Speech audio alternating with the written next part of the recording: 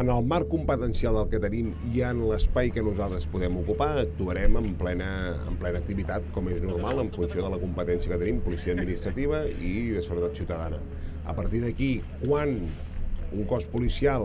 pot actuar en un àmbit territorial, o en aquest cas marítim, que no és el seu, a partir d'aquí es posa a disposició del cos responsable per poder treballar conjuntament i oferir els serveis. Però és normal, vull dir, és com si es comet un delicte just un metre més enllà d'una delimitació territorial i no és competència teva, però tu tens una parella d'agents que estan allà treballant, no? Bé, doncs, abans potser no vingui un altre cos policial a resoldre aquell delicte, doncs tu ja hi ets. Per tant, en funció de com ens anem trobant, ja ho anirem solucionant.